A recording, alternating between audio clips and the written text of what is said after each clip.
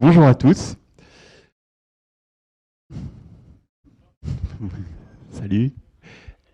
Alors, aujourd'hui, on va parler un peu de JavaScript, c'est le thème. On va parler de React et on va parler de SI. Alors, déjà parmi vous, qui a déjà fait un petit peu de JavaScript? Ouais, cool. Qui a déjà fait du React? Ok. Et qui a déjà utilisé cette spec qui s'appelle les ESI? Bon, bah, je vais au moins apprendre un truc aujourd'hui. Alors, je m'appelle Kevin, je travaille chez les Tilleuls. Je fais pas mal de trucs chez les Tilleuls, mais je fais beaucoup de PHP, désolé. Je travaille aussi sur deux autres projets, donc API Platform que Antoine a présenté juste avant, qui est un projet écrit en PHP côté serveur, mais écrit intégralement en JS et principalement en React côté client. Et sur le protocole Mercure, qui lui est un outil de notification, qui permet de pousser les données d'un serveur vers le client, qui est écrit en Go, mais qui est parfaitement adapté pour le PHP et aussi pour toutes les infrastructures serverless. Ça tombe bien, on va en parler aujourd'hui, donc ça marche très très bien avec tout ce qui est JS sur Amazon Lambda, Cloudflare Workers, ce genre de trucs. Vous pouvez me suivre sur Twitter pour avoir les infos sur tous ces projets-là. Je travaille chez les Tilleuls, donc qui est une boîte lilloise à la base, maintenant présente également à Lille, maintenant présente également à Nantes, à Amiens et à Paris. On est 36. C'est une société autogérée. Ça signifie que la boîte appartient à 100% à ceux qui travaillent dedans, que toutes les décisions sont prises de manière horizontale et démocratique, et que tout l'argent qu'on génère en fin d'année, on se le divise et puis on le boit au bar. Si votre boîte actuelle ne vous convient plus et que vous aimez bien et que vous aimez bien avoir dépensé toute votre paye au bar, mais vous aimez bien le PHP, API Platform, ou le Go, ou le JavaScript, ou les trois grands frameworks. On cherche des développeurs dans toutes ces technos-là. On cherche aussi des gens qui s'intéressent aux infrastructures cloud computing, serverless, etc. Même si vous n'êtes pas spécialement développeur et plutôt Ops, ça peut nous intéresser. Alors, on va commencer par parler de JavaScript. Côté client, c'est pas ma spécialité. J'ai évité de dire n'importe quoi. Si je dis n'importe quoi, n'hésitez pas à me rattraper.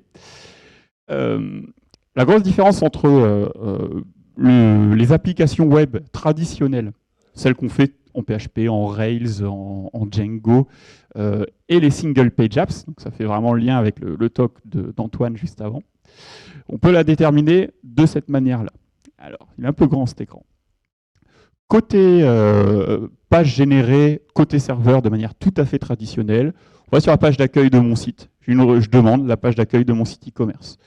Le serveur va récupérer des données depuis une base de données, depuis les API web distantes, depuis tout un tas de trucs. Il va exécuter des algorithmes, des calculs dessus pour agréger mes données, effectuer de la composition, faire du templating, générer mon HTML. Une fois que tout mon HTML est généré côté serveur, il l'envoie au client. Le client parse le HTML, s'il y a du CSS, il exécute le CSS, s'il y a du petit peu de JavaScript, il l'exécute en dernier au-dessus, il ajoute les interactions. C'est terminé. Mon navigateur, mon utilisateur veut interagir avec mon application. Il utilise un formulaire web, il remplit les données, voilà, je veux acheter 3 éléments, et je veux acheter une quantité 3 de ma bière préférée, j'envoie mon formulaire, nouveau cycle avec le serveur. J'ai un effacement complet de ce qui est en mémoire du navigateur. J'ai une nouvelle requête qui est faite au client, donc là j'ai un flash blanc. J'ai le serveur qui traite les données, donc là on va avoir des trucs un petit peu plus compliqués, on va probablement enregistrer de nouvelles choses en base de données, faire de la validation. Une fois que tous ces traitements, toute cette logique métier elle est exécutée, à nouveau je régénère la vue que je veux afficher à mon client, côté serveur. Une fois que c'est prêt, je l'envoie, le navigateur la réaffiche, et ainsi de suite. Les single page apps, ça permet d'améliorer de manière drastique l'expérience utilisateur. Là, sur la première requête, on va télécharger un fichier HTML et probablement beaucoup de JavaScript. C'est un petit peu le problème. Par contre, une fois que c'est téléchargé, l'application va s'exécuter majoritairement, la majorité du code va s'exécuter côté client, et on ne va plus jamais quitter cette page principale, d'où le terme de single page app. Quand je vais avoir des interactions avec l'utilisateur, voilà, je joue avec mon panier, je saisis une quantité, j'ai du JavaScript qui va être exécuté. côté client, une requête asynchrone qui va être effectuée donc sans flash blanc, sans rechargement de page vers mon serveur, qui va généralement être en JSON. Une fois que j'ai récupéré mes données, que j'ai effectué mes traitements, je vais venir mettre à jour les portions de l'arbre DOM dans mon navigateur, les portions de HTML qui ont besoin de changer. Donc typiquement, si j'ai juste quelque chose que j'ai ajouté au panier, je vais changer les 3 divs où j'ai le nombre d'éléments au panier, mais je ne vais pas toucher au reste. Du coup, en termes d'expérience utilisateur, c'est bien meilleur par rapport à ce qu'on a en termes de HTML généré côté serveur traditionnel avec du PHP, du Rails et compagnie. Alors, Single Page App, c'est vraiment l'avenir du web. À peu près toutes les nouvelles applications sont faites de cette manière-là. Qui parmi vous a déjà fait ce type d'app? Okay. Les gros avantages, vraiment beaucoup, on ne met à jour que ce qui est nécessaire. Tout va rester en place, tout va rester dans la mémoire du navigateur le plus longtemps possible, et seulement quand on a une partie de la page qui doit changer, un bloc, un web component qui change, ben on se concentre sur le changement de cette partie-là. Et tout le reste reste affiché, il n'y a plus de flash blanc, il y a des échanges les plus minimaux possibles entre le client et le serveur. Les échanges les plus minimaux entre le client et le serveur, c'est qu'au lieu d'avoir à chaque fois à régénérer tout mon layout, tous mes blocs, toute ma page côté serveur et d'envoyer des mégaoctets de HTML à mon navigateur, voilà, j'ai juste du JSON ou du protobuf, encore mieux, ou des formats adaptés, très minimalistes, et je ne récupère que les données dont j'ai besoin, les données brutes, et je mets à jour côté client l'arbre DOM qui est déjà dessiné. Ça me permet de créer des interfaces beaucoup plus riches, avec du drag and drop, avec des notifications, avec des éléments qui sont animés de partout, qui bougent, les sapins de Noël, etc. Vous pouvez faire un petit peu ce que vous voulez. C'est cool avec le JavaScript. L'étape suivante, après les single page apps, c'est ce qu'on appelle les progressive web apps. Alors, qui a déjà fait ça, les progressive web apps? Un tout petit peu moins de monde. Alors, c'est du terme marketing très fortement poussé par Google, qui en fait, c'est des single page apps avec des API en plus. Donc, en gros, qu'est-ce que ça change, les progressive web apps par rapport aux single page apps? En fait, Google en particulier, un petit peu Apple maintenant, ont bossé énormément pour qu'une appli web puisse avoir les mêmes capacités qu'une appli lourde qu'on aurait installée sur un Windows ou sur un Mac de manière traditionnelle. C'est-à-dire rajouter la possibilité à une appli web de fonctionner complètement offline. Ça, c'est vraiment la killer feature des progressive web apps. Même s'il n'y a pas de réseau, l'application va pouvoir être téléchargée une première fois, stockée dans la mémoire locale du téléphone, de l'ordinateur ou quelque chose comme ça, détecter qu'on ait du réseau ou qu'on n'a pas de réseau, travailler complètement en local sans connexion quand on n'a pas de réseau, et se resynchroniser avec le serveur à un moment où le réseau est à nouveau disponible. Donc ça va permettre d'installer des sites web comme si c'était des applications natives sur les téléphones, mais aussi sur les ordinateurs. Pourquoi Google pousse ça énormément? La raison, elle tient principalement en un de leurs produits qui s'appelle Chromebook. Vous avez déjà utilisé ces mini-ordinateurs qui coûtent pas cher, qui vont vite. Alors, la plupart du temps, c'est basé sur du processeur ARM.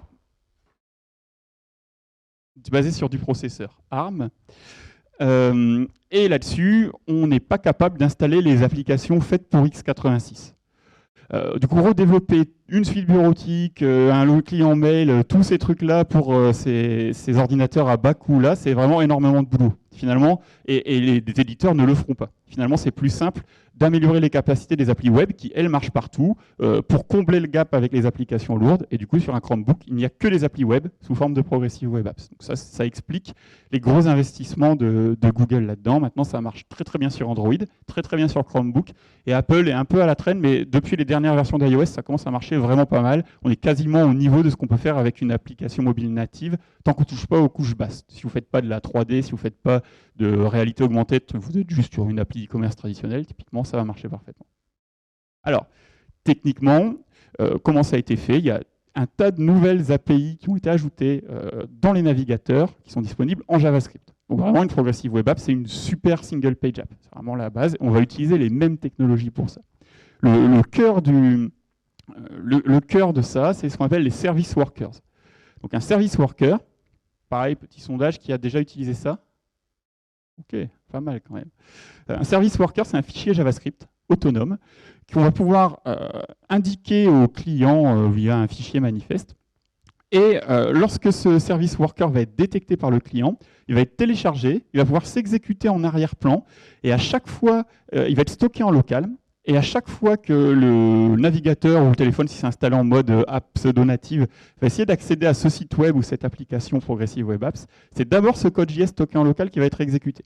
Et ce code JS, il va pouvoir stocker tout ce qu'on veut en cache, en local. Il va pouvoir avoir accès à tout un tas d'API, en particulier celle réseau. Donc c'est ça qui va permettre de faire du offline, ce petit fichier JS qui va être stocké en local, qui va être exécuté tout de suite parce qu'il est déjà stocké avant même d'être retéléchargé depuis le serveur, va pouvoir, s'il n'y a pas de réseau, utiliser un cache local, permettre à l'utilisateur de, je sais pas, saisir ses documents, de les stocker en local et d'être notifié via un événement quand le réseau est revenu et de faire une requête Ajax pour synchroniser avec le serveur. Faire des single page apps et des progressive web apps, maintenant c'est devenu très facile. Antoine a fait tout l'historique avant, ça n'a pas toujours été aussi simple, il a fallu un tas d'outillages et pendant très longtemps c'était beaucoup plus facile d'installer Symfony, Rails, Django et puis de faire du HTML généré côté serveur. Maintenant, avec React, Angular et Vue, ça devient toujours pas aussi simple, mais ça devient beaucoup plus facile à réaliser ce type d'application. On va voir après pourquoi c'est pas complètement simple. Malheureusement, même si c'est l'avenir du web, les single page apps ont quelques petits défauts. Le premier, c'est le référencement. Alors, si vous faites une appli maison, une appli interne qui ne va pas être référencée, vous n'avez pas à vous soucier de ça, vous pouvez aller les yeux fermés sur la single page apps, sur les progressive web apps. Par contre, si vous êtes en train de faire un CMS, un site e-commerce, quelque chose qui doit apparaître bien dans Google, c'est un peu plus embêtant. Premier truc qui est embêtant, le HTML est généré intégralement côté client. Quand on regarde ce qui est envoyé par le serveur, il y a un template quasiment vide, et puis du code JavaScript que la plupart des robots des moteurs de recherche, sauf celui de Google, ne sont pas capables d'exécuter. Donc le texte qui est capable d'extraire les robots traditionnels des moteurs de recherche, c'est quasiment rien, donc on n'apparaît pas ou très loin dans l'index. Un petit peu embêtant. Google sont plus malins, ils ont Chrome, ils ont le Googlebot. Depuis quelques années, Chrome et Googlebot, c'est la même chose. En fait, le Googlebot, c'est un Chrome headless qui va parser votre site web assez régulièrement et exécuter le JavaScript. Donc, même si vous faites une single page app, ça va être référencé par Google. Si on regarde dans leur doc, ils disent attention, méfiez-vous, parce qu'en fait, on a deux robots. Je traduis, hein, c'est pas écrit exactement comme ça. On a toujours l'ancien qui n'est pas capable d'exécuter le JavaScript, et on a aussi le nouveau. Le nouveau, il faut que votre page aille vite, il faut être sûr qu'il y a des timeouts très sévères, il faut être sûr que votre JavaScript soit très bien pour que ce soit référencé, et en plus, il passe moins souvent. Donc, la manière sûre pour l'instant, c'est soit d'utiliser du pré-rendering, des bidouilles comme ça qui présentent dans leur doc, soit de faire du HTML généré côté serveur. Donc, de revenir à notre bon vieux Symfony, Rails ou Django. Un petit peu embêtant.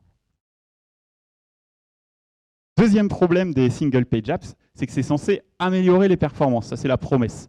Et dans les faits, sur un scénario complet de navigation, ça améliore les performances. On l'a dit, pas de rechargement de page, on ne transite minimal avec le serveur, on ne met à jour que les composants, les widgets, les blocks qui nous intéressent.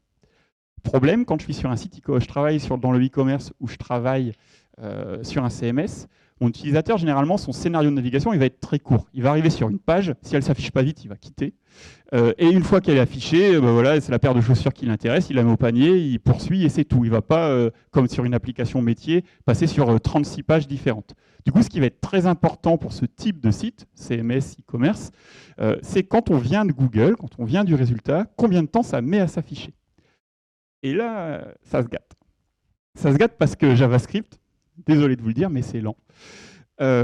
Et sur le premier chargement, on va devoir télécharger notre squelette de HTML, on va devoir télécharger tout le JavaScript, on va devoir exécuter tout le JavaScript côté client. Donc on n'a pas le contrôle sur la machine qui va s'y connecter. Nos serveurs, on peut le dimensionner parce que JavaScript, ça peut être lent. Nos clients, on n'a pas la main dessus. Et ensuite, de manière asynchrone, on va devoir attendre que toutes les requêtes Ajax aient été effectuées et faire notre rendu côté client. Là, voilà quelques stats sur un téléphone relativement d'entrée de gamme, Motorola G4, pour exécuter du JavaScript de manière assez classique, 2,1 mégas. Ça prend plus de temps, 15 fois plus de temps, que pour afficher une photo de 10 mégapixels. Du coup, ça veut dire que si vous n'avez qu'une single page app, sur la plupart des sites, en utilisant les frameworks modernes qui ont tendance à envoyer des kilos et des kilos de JavaScript côté client, qui va devoir être exécuté avant que j'ai le premier affichage, la première interaction possible. Ça va peut-être bien marcher sur un iPhone XR avec une bonne connexion. Mais en cas de connexion un peu mauvaise ou en cas de périphérique d'entrée de gamme, ça va probablement être très très lent. Et il y a des chances que votre client ou votre lecteur, il quitte avant même d'avoir quelque chose qui s'affiche. Donc la promesse de la meilleure interactivité est un petit peu moyenne. Pour ça, c'est des sujets qui sont très embêtants et sur lesquels les équipes de développement de ces frameworks-là et des navigateurs travaillent très très fort. Il y a une solution qui est très très en vogue, c'est le server-side rendering. Alors, ça, pareil, les petits sondages de circonstances, qui a déjà utilisé le server-side rendering? Ok, beaucoup d'entre vous. Alors, qu'est-ce que c'est le server-side rendering? C'est refaire PHP, mais en Node.js. Ça tombe bien, ça marche bien, c'est pour ça qu'on utilise encore un petit peu PHP. Bon, il y a quand même un gros avantage, c'est que notre application, elle va se comporter comme du PHP côté serveur. Elle va être capable de générer du HTML, donc alors on revient en Ruby, en PHP, en Python. Par contre, la même code base, même code, en tout cas ça c'est la promesse, va être capable de s'exécuter aussi côté client. Et là, du coup, après le premier chargement, de reprendre la main et d'avoir tous les avantages des Progressive Web Apps. Donc la promesse du server-side rendering, c'est le meilleur des deux mondes. Comme du PHP côté serveur, tout déjà fourni dans le HTML, référençable facilement, affichable facilement. Et puis une fois que c'est chargé, là par contre, c'est l'appli cliente qui prend la main et on ne quitte plus jamais la page principale, donc c'est beaucoup plus rapide. Alors, CSR, ça veut dire Client-Side Rendering.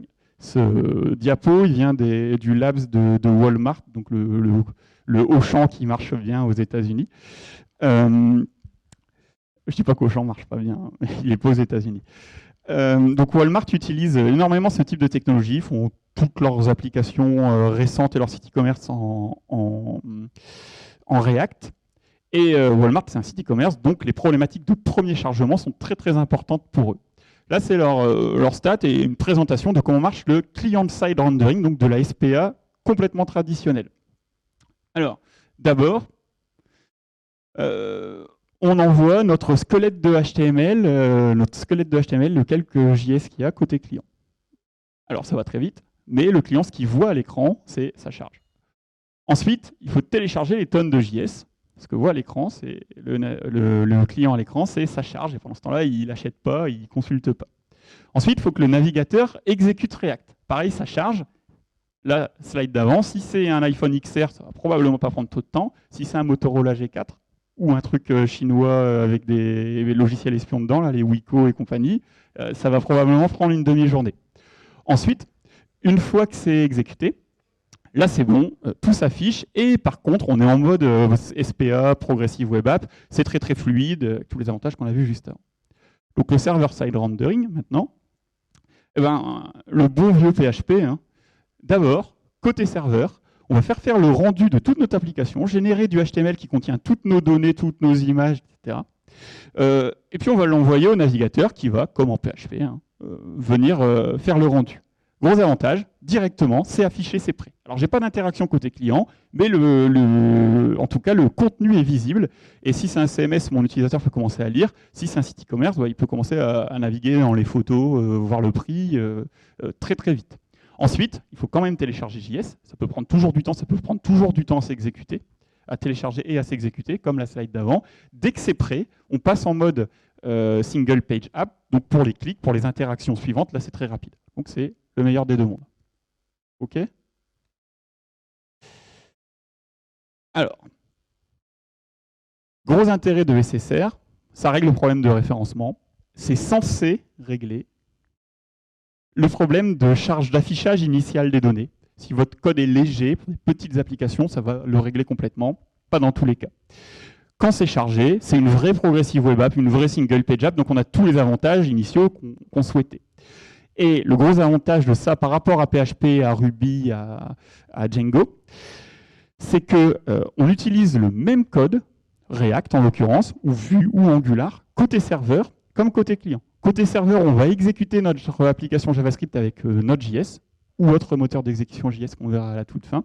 Et côté client, c'est le navigateur qui va s'en charger. Donc la promesse, c'est que contrairement à si on faisait notre côté serveur en PHP et notre côté client en JS, parce qu'on n'a pas le choix, les navigateurs ne supportent que JS, si c'est en train de changer avec WebAssembly, là on peut avoir une seule codebase pour l'ensemble du code, côté serveur comme côté client. C'est ce qu'on appelle le JavaScript universel ou isomorphique, suivant les frameworks qui utilisent les deux termes, mais c'est exactement la même chose.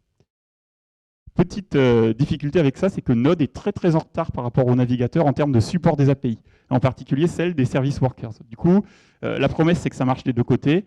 Dans les faits, il va vous falloir des polyfills, il va vous falloir des if pour tester si vous êtes côté client, si côté serveur, quels sont les API qui sont implémentés pour que ça marche correctement. Ça, c'est la petite difficulté du server-side rendering. Alors, on passe en React. Tout ce qu'on va voir là, vous pouvez le faire avec Angular et avec Vue également, mais je vais me concentrer sur React aujourd'hui. Comment ça marche? J'ai un petit paquet installé qui s'appelle React DOM Server. Et ensuite, ça marche à peu près comme du React côté client, sauf qu'on a une primitive qui s'appelle React DOM Server. Et sur cet objet, on a la fonction render to string qui prend un composant React racine, qui peut être écrit en JSX, et lui, comme du bon vieux PHP traditionnel, il va exécuter ce JSX et il va en récupérer un string qui contient le HTML correspondant à ce JSX. Une fois que j'ai ce string en Node.js, je peux wrapper ça dans un petit middleware express ou quelque chose comme ça et l'envoyer côté client. Encore mieux, React va être capable, via son algorithme de réconciliation, quand le même code va être récupéré côté client, de reprendre la main et de ne pas tout régénérer, mais de réutiliser le DOM qui a été, le HTML qui a été transformé en DOM par le client lors du premier parsing initial. Du coup, ça va nous permettre de gagner vraiment en performance sur le premier chargement. Les primitives sont présentes directement dans React, ça s'utilise pas trop mal, mais il y a un outil qui est génial, qui est fait par Zeit, c'est ceux qui font Nao.sh, qui est un système de serverless, c'est aussi ceux qui font Socket.io en JS, qui permettent de faire du push assez facilement, et qui s'appelle Next. Next, c'est un framework pour React, fait pour le SSR. Alors quand vous lisez la doc, c'est assez drôle, parce qu'ils disent, React c'est top, JS c'est parfait, mais PHP c'était quand même pas si mal, parce qu'on mettait un fichier dans un dossier, et puis on avait un truc qui marchait. Et du coup, ils ont repris ce concept-là. Comment ça s'utilise? On crée des fichiers qui s'appellent .js, qui correspondent au nom de nos pages dans un répertoire qui est prédéterminé. Et le truc s'occupe automatiquement de faire toute la config webpack, toute la compilation pour Node d'un côté, pour le navigateur de l'autre, parce qu'il y a quand même pas mal de différences. Un routing qui va marcher et côté client et côté serveur, le CSS in JS, la possibilité d'exporter ça en site statique. Voilà, il y a toutes les fonctionnalités dont on peut avoir besoin pour faire une application React qui marche avec du SSR. Ce qui n'est pas le cas de l'installation par défaut avec Crit React App, où il n'y a pas de support de SSR de base, et c'est pas si simple à implémenter soi-même. Donc, si vous ne voulez pas vous casser la tête, si vous voulez jouer et utiliser React, si vous voulez juste aller vite, Next, c'est la solution à ça. Malheureusement, même avec SSR, on a des petits soucis de performance qui peuvent se poser. Le premier truc, c'est que ça ressemble à PHP, ou à tous les autres frameworks dont j'ai parlé, et ça a les mêmes défauts, ce qu'on était censé régler avec les single page apps. C'est que si ma page est un petit peu compliquée, je suis sur un site e-commerce, mais j'ai aussi les dernières news dans une colonne de droite, la météo dans le footer, et puis 70 trucs de réaffiliation et de marketing qui s'affichent un petit peu partout, et tout ça, à chaque requête initiale, il faut le générer. Il faut récupérer les données en base de données qui correspondent. Il faut faire les traitements qui vont bien. Et il faudra attendre que toutes ces données-là soient récupérées et calculées avant de pouvoir envoyer mon HTML initial. Donc, quand j'étais dans une single page app, tout était asynchrone. Je pouvais envoyer d'abord les données importantes et afficher seulement ensuite les blocs de moindre importance. Quand je fais du SSR, ça ne marche plus, à nouveau. Donc c'est toujours un petit peu le serpent qui se mord la queue. L'autre gros problème qui a été réglé depuis longtemps par les frameworks MVC traditionnels, mais qui n'est pas réglé par les frameworks JavaScript, c'est qu'on ne peut pas avoir de mécanisme de cache, qui est la solution facile pour régler ce problème-là, par bloc. C'est-à-dire que j'ai des composants React un petit peu partout, genre un composant pour ma colonne de droite, un composant pour mon bloc principal. Typiquement, dans mon bloc principal, je vais avoir un article, je suis sur un CMS, ça ne change jamais, c'est quasiment jamais édité. Par contre, dans ma colonne de droite, j'ai les dernières news, ça change toutes les 5 minutes. Je suis sur un gros site média. Vu que je ne peux pas avoir de cache spécifique par bloc dans ma page, je vais devoir absolument rien mettre en cache, ou mettre un cache maximum de 5 minutes. Alors que c'est dommage, parce que je vais faire des requêtes SQL, des appels à des API externes, toutes les 5 minutes, pour générer le contenu principal de ma page qui ne change jamais. Alors, moi, ce que j'aimerais, mais qui n'est pas si simple à faire que ça en faisant du SSR, c'est pouvoir dire, bah, ma page, en fait, elle est composée de plein de composants différents. C'était le principe des single page apps. Du coup, dans ces composants, j'ai mon contenu principal, qui a un temps de vie de 5 minutes, puis j'ai un teaser qui, lui, doit être mis en cache maximum 2 minutes. Et puis là, par contre, j'ai une navigation, un menu, ça ne change jamais, je peux mettre en cache pendant 1 heure. Et je ne veux pas tout régénérer à chaque fois et consommer plein de ressources et ralentir mes utilisateurs, parce que ce n'est pas supporté de gérer ces blocs-là côté serveur. Ça l'est côté client, mais pas côté serveur. Alors, comment on fait ça avec Vue, React et Angular? Pour l'instant, on ne peut pas. On ne peut pas leur faire des bidouilles assez ignobles. Il y a quelques exemples dans la doc de Next où ils disent « l'utilisez pas », on ne sait pas trop si ça marche. Bon, bref. Du coup, il y a une solution simple, hein, c'est que on peut revenir à PHP ou à Django ou à Rails. Mais ça fait plaisir à personne.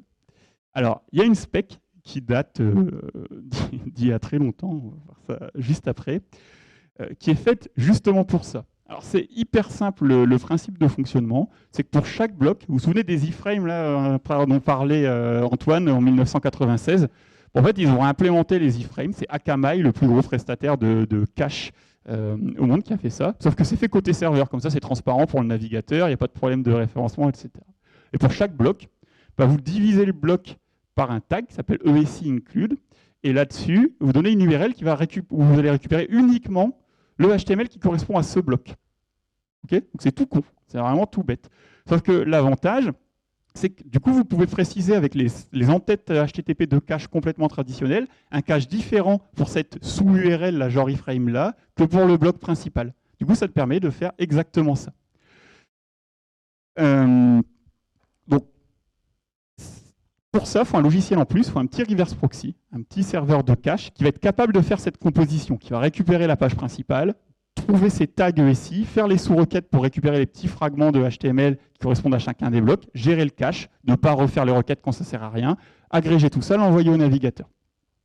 Le plus populaire, le logiciel open source qui fait ça, un vénérable logiciel écrit en C et en assembleur, Varnish, va extrêmement vite, beaucoup plus vite que ce peut aller PHP, Node.js et compagnie. Et il fait ça en se basant sur un protocole assez vénérable et qui a tout dedans pour le faire, qui s'appelle HTTP. Il y a les entêtes de cache, il y a absolument tout pour ça.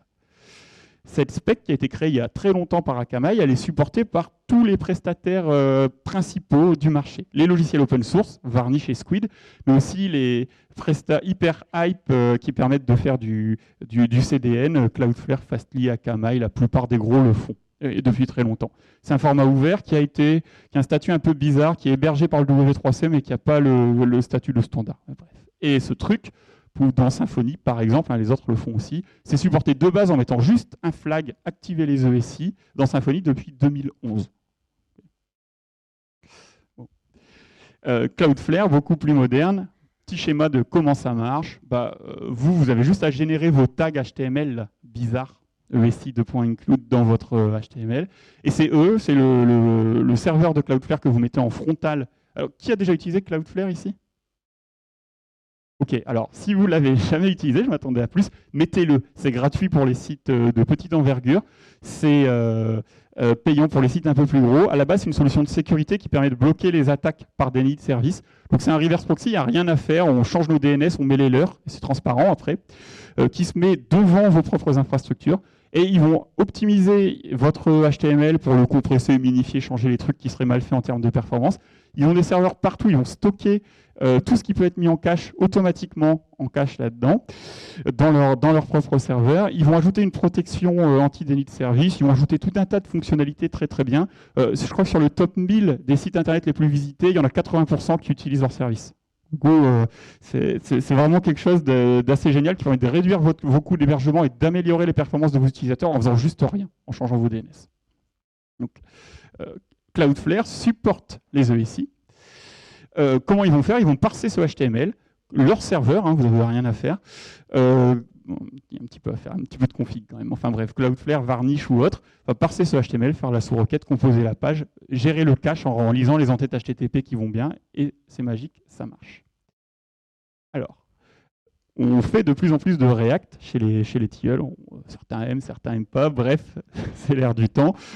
Du coup, plutôt que de faire comme ça se fait depuis longtemps dans l'histoire de JavaScript, on l'a vu juste avant, et réinventer un truc pour gérer le cache, on s'est dit peut-être qu'on veut capitaliser sur toute l'infrastructure et tous les logiciels existants et juste trouver un moyen de générer les tags ESI qui vont bien côté serveur avec React, vu qu'on utilise React. Et ben, du coup, on l'a fait. Ça s'appelle React ESI. C'est open source, c'est dispo sur GitHub. Ça s'exécute côté serveur principalement, ça va marcher aussi côté client. On va voir un petit peu comment juste après, mais en gros, ça va permettre, quand on est en exécution côté serveur sur Node.js, de remplacer certains composants par un tag ESI. Et du coup, d'avoir un temps de cache différent et de limiter les traitements qui sont effectués côté serveur. On va pouvoir spécifier un temps de cache qui peut être du cache par expiration, du cache par invalidation ou du cache par validation, tout le protocole est HTTP, par composant, au lieu de juste pour une page complète. Ça va permettre de générer le HTML côté serveur. Par contre, il faut un serveur de cache au-dessus de ça, donc qui peut être Varnish, qui peut être Fastly et compagnie. Donc, comment ça marche? Là, les exemples, ça vient de Varnish, c'est fait avec PHP, mais ça marche exactement pareil avec React ici. Bah, même principe, hein. J'ai mon serveur qui va générer mes blocs ESI.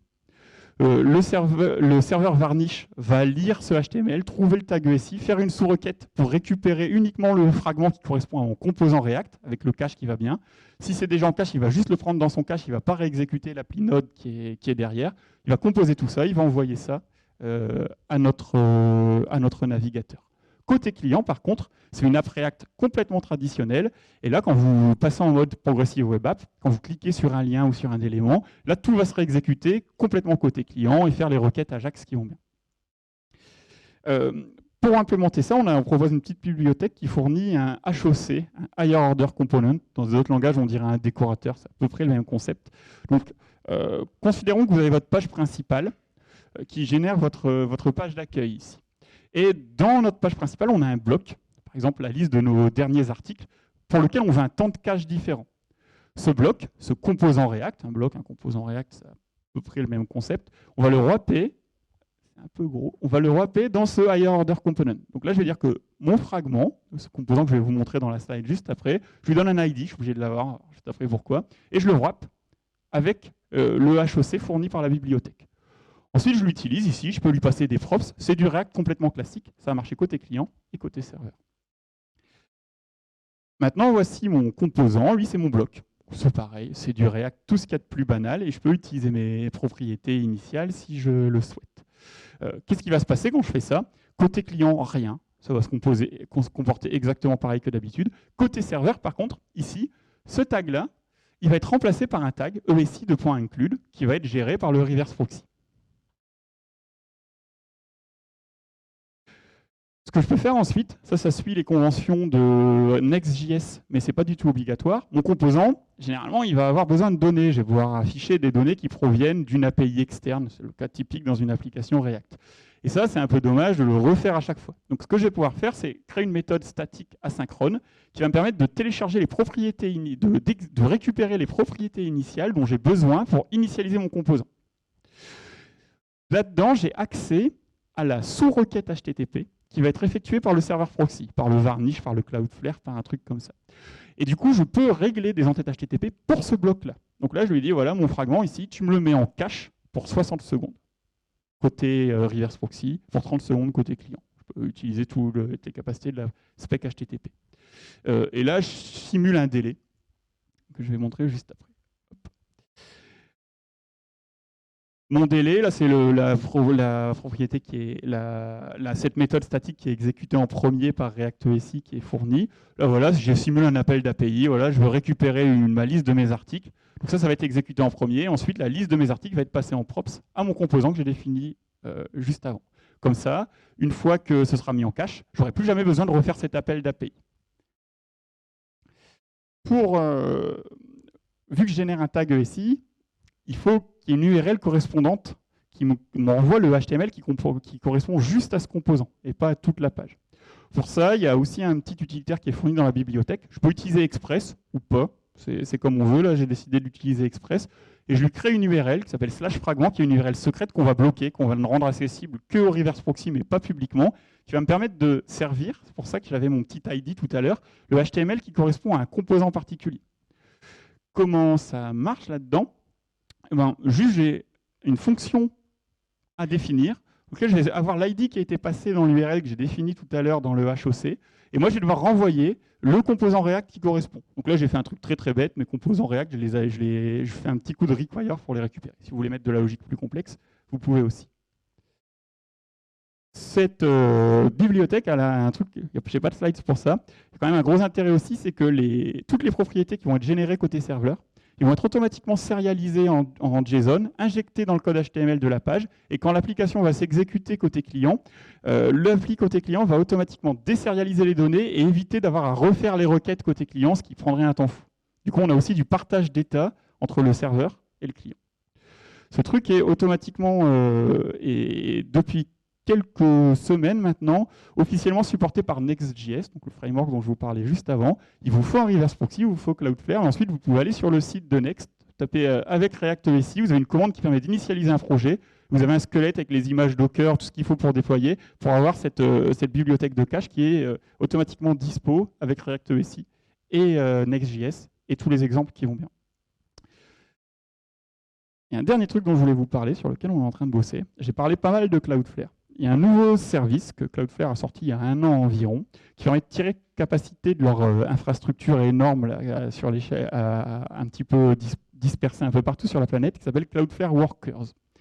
Alors, qu'est-ce que c'est Cloudflare Workers? En fait, c'est une implémentation de cette spec Service Workers, dont on a parlé tout à l'heure pour les Progressive Web Apps, parce que ça permet d'exécuter du code qui va s'exécuter offline côté client.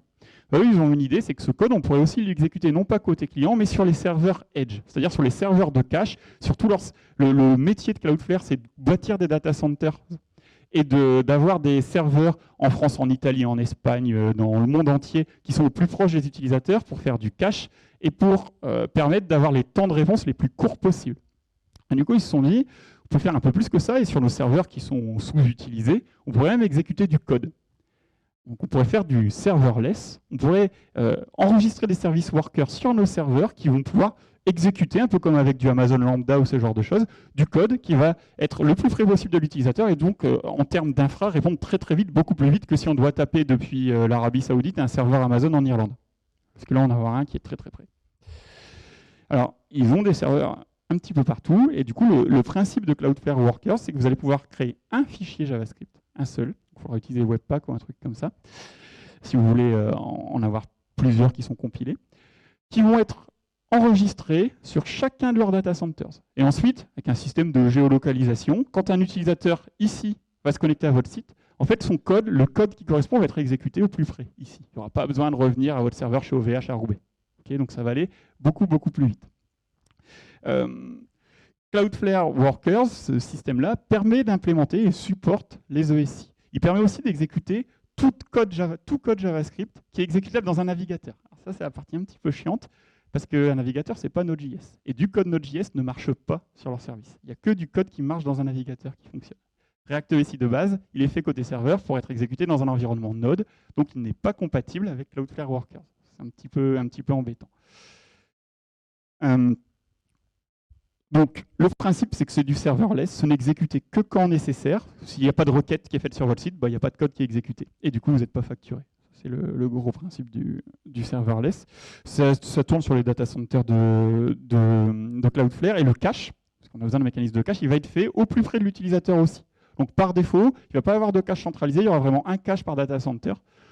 Si tous vos utilisateurs sont en Europe, les data centers en Asie seront quasiment jamais tapés, c'est pas grave. Et si vous commencez à avoir du trafic en Asie, eh ben le cache va être préchauffé, ensuite ça va répondre quasiment instantanément. Et du coup, ça implémente ce serveur, cette spécification Service Worker. Ça, on a fait pas mal de tests là, avec les équipes de Cloudflare pour la bibliothèque que je vais vous présenter dans 2 minutes. A priori, il n'y a rien, même les Amazon Lambda, qui va plus vite que ça. Pourquoi? Parce que c'est eux qui ont la plus grosse infrastructure qui permet d'exécuter du code. Akamai a une des plus grosses infrastructures, mais c'est que du cache. On ne peut pas exécuter de code. Là, en l'occurrence, on peut exécuter du JS sur des gros serveurs très très proches des utilisateurs et on peut mettre du cache avec. Du coup, qu'est-ce qu'on est en train de faire? J'ai un prototype, mais il n'est pas complètement terminé, donc vous ne pourrez pas encore l'avoir tout de suite sur GitHub. On est en train d'adapter React ici pour qu'il soit capable de s'exécuter directement sur les serveurs de Cloudflare. Ça signifie que vous pouvez avoir toute votre application SSR faite avec React ou avec Next.js dans un temps 2, pour l'instant ce sera juste React, et le cache qui est exécuté sur les 175 data centers de Cloudflare et que vous pouvez uploader là-dessus et avoir des applications qui vont à la fois s'exécuter très très vite grâce au serverless, mais en plus mettre en cache le maximum de choses possibles, parce que même s'exécuter vite, ce sera toujours plus lent que rien exécuter du tout et aller le chercher dans un cache. Voilà pour alors, la bibliothèque React ESI qui est utilisable avec Next.js ou juste en React. Elle est déjà dispo sur GitHub, elle est déjà intégrée dans Next. Vous pouvez aller voir, tester et l'utiliser en prod, des sites qui l'utilisent en production. L'intégration avec Cloudflare, ce sera dispo sur GitHub probablement dans les prochaines semaines et annoncé publiquement par Cloudflare. C'est eux qui vont s'occuper de ça d'ici quelques mois. Hop. Un peu trop loin. Merci beaucoup. Et si vous avez des questions, n'hésitez pas.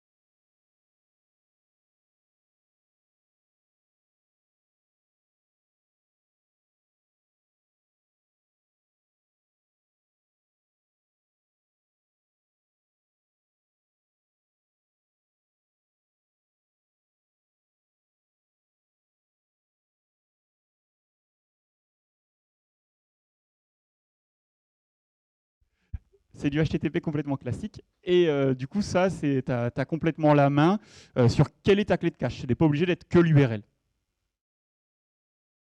Du coup, ça, tu regardes cache utilisateur pour Varnish, Cloudflare, etc. Il y a des articles partout et ça va marcher de base. C'est la force de SI, c'est que c'est très bête et du coup, tout HTTP fonctionne. Est-ce qu'il y a d'autres questions? Ouais.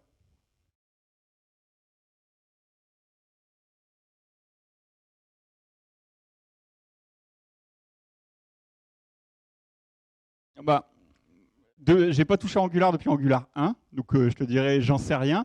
Mais sur le principe, il n'y a aucune raison de ne pas pouvoir le faire avec les autres frameworks qui permettent de faire du SSR. Donc, sur le principe, il n'y a pas de raison de ne pas pouvoir le faire avec, Angular. Je peux te répondre sur Vue. Vue, il y a un portage de Next pour Vue qui s'appelle Nuxt. Ils ne sont pas trop cassés la tête. Et ça, j'ai regardé un petit peu et pour le coup, ça paraît assez simple à implémenter. Donc, si c'est faisable, sur React, c'était chiant.